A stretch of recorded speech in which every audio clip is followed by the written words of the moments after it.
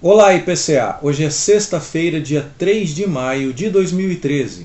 Nós estamos juntos há 376 dias lendo a Bíblia e hoje leremos os capítulos 4 a 6 do livro de Números. O povo já foi contado, seus príncipes já foram apontados, a ordem da marcha do Monte Sinai em direção a Canaã já foi designada por Deus e aqueles que vão desmontar o tabernáculo, empacotar o tabernáculo e carregar o tabernáculo foram inicialmente apontados nos capítulos 2 e 3. Agora, no capítulo 4, Deus vai dar detalhes um pouco mais específicos.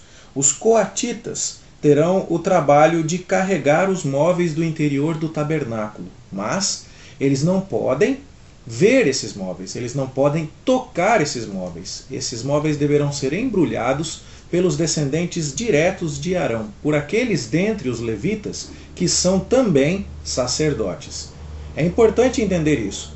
Nem todo sacerdote, ou melhor, nem todo levita é sacerdote, embora todo sacerdote seja levita.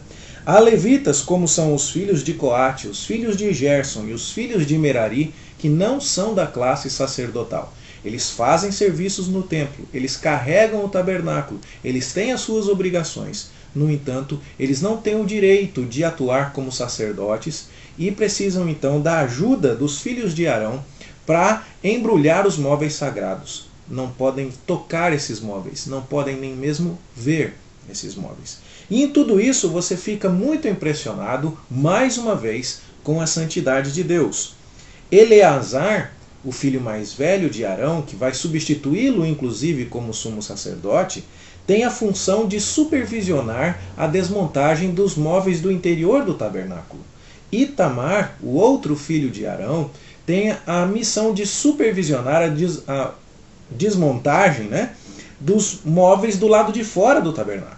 Ou seja, os representantes diretos do sumo sacerdote, os dois filhos dele que foram preservados, já que Nadab e Abiú, os dois filhos mais velhos, morreram fulminados, como lemos lá em Levítico capítulo 10, esses dois homens supervisionam a preparação das coisas santas do tabernáculo para que o povo marche. E isso, mais uma vez, nos deixa profundamente impressionados com a santidade de Deus habitando no meio do seu povo. Nós já vimos no vídeo de ontem que os levitas foram contados da idade de 1 mês para cima e foram encontrados 22 mil levitas. Vimos que esses levitas agora iam ser o povo de propriedade particular de Deus dentre todas as demais tribos, tomando o lugar dos primogênitos que até então eram consagrados ao Senhor nessa função. Bom, agora nós vemos que dentre os 22 mil levitas havia apenas 8.580 que eram habilitados para o serviço, ou seja, eles tinham entre 30 e 50 anos. É interessante notar, embora o número total de homens levitas fosse de 22 mil, aqueles que estavam na idade entre 30 e 50 anos, a idade na qual iriam trabalhar no sacerdócio, esses homens eram apenas 8.580. Mais uma vez, prescrições sérias, detalhadas, muito específicas de como Deus haveria de habitar no meio do seu povo e de como a sua santa casa, que abrigava a sua santa presença, deveria ser manuseada com critérios santos. É por isso que os capítulos 5 e 6 vão nos dar algumas orientações extras a respeito da santificação do arraial, da santificação do acampamento.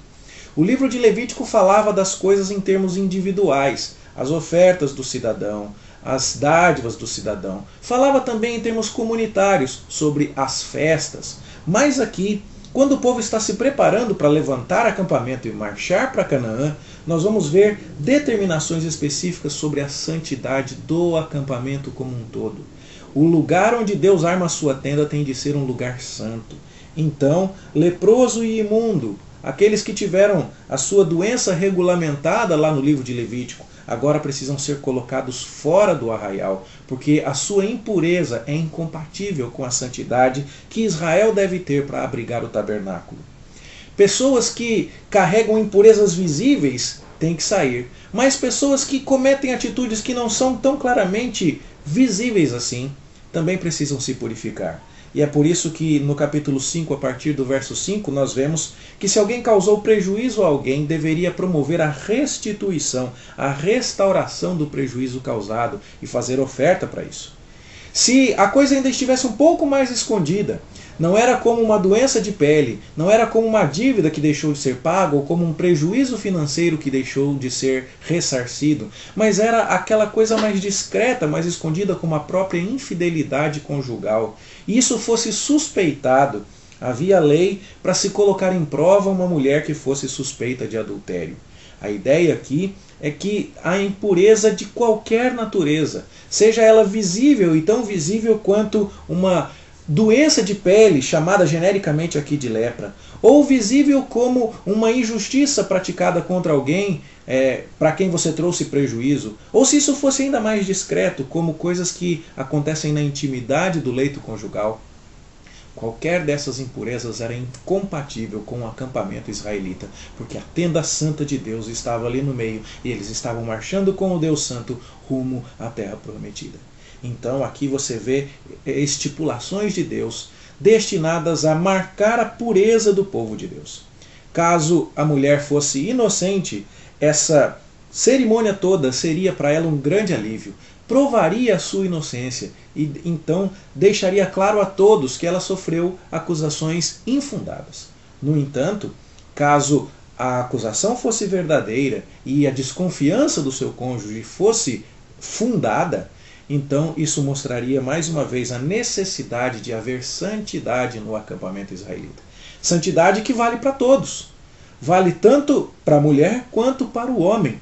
E vale para todos os aspectos da vida. Aqueles visíveis como a lepra, aqueles constatáveis como o prejuízo causado a alguém e aqueles muito discretamente escondidos, como aquilo que se faz a portas fechadas.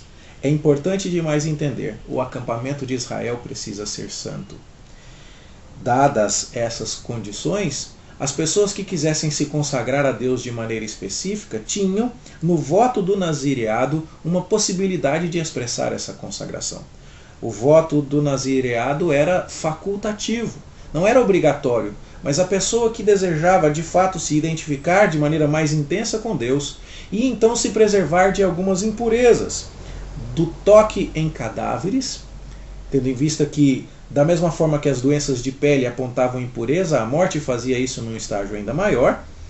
Também eles se purificariam de bebidas alcoólicas que faziam com que a pessoa perdesse a sua lucidez total. Lembre-se de Nadab e Abiú, que possivelmente entraram bêbados no tabernáculo e por isso foram fulminados. E ela também aqui teria em sua aparência externa uma manifestação da sua identificação com Deus.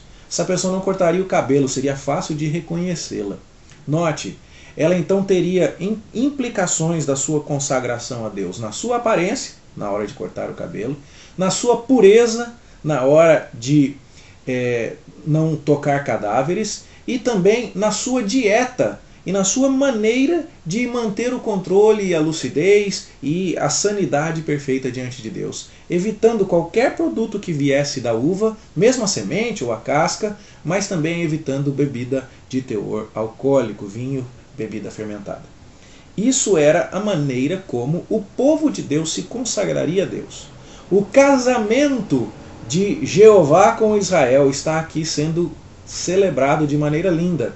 Deus separou para si o seu povo, trazendo-o do Egito. Ratificou com ele uma aliança e falou: eu vou ser o Deus de vocês e vou habitar no meio de vocês. Isso de fato aconteceu, o tabernáculo foi inaugurado. E agora eles vão quase que em lua de mel em direção à terra prometida, à terra do descanso, ao desfrute pleno das bênçãos dessa união.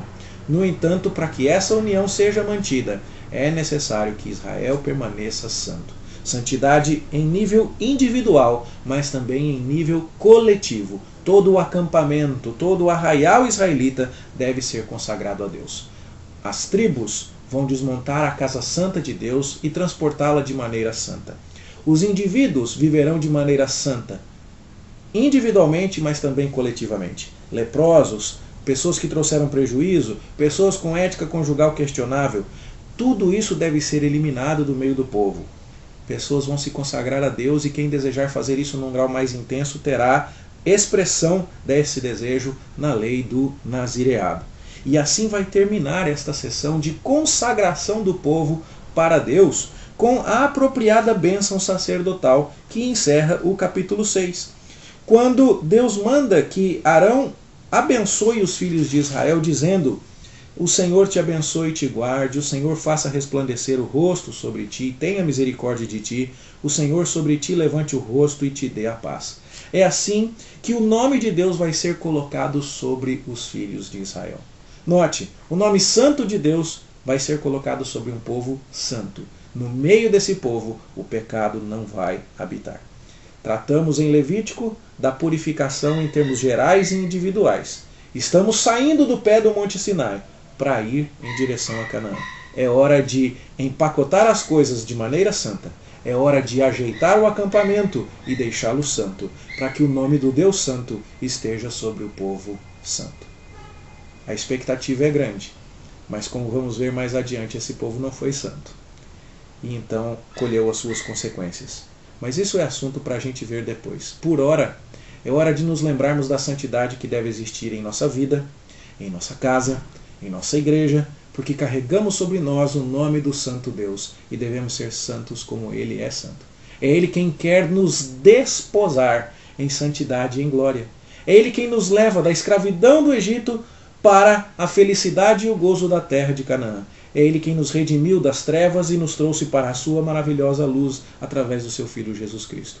Cabe a nós viver em santidade. Essa é a lição da leitura que fazemos hoje. Eu espero que você compreenda isso, associe bem esses temas e que Deus te dê a graça de viver em santidade nessa jornada de peregrinação. Afinal, como diz aquela antiga música, caminhando eu vou para Canaã. Eu e você estamos indo para nos encontrar com Deus e passar toda a eternidade na sua presença bendita. É hora de vivermos em santidade. Bom estudo para você e até amanhã, se Deus quiser.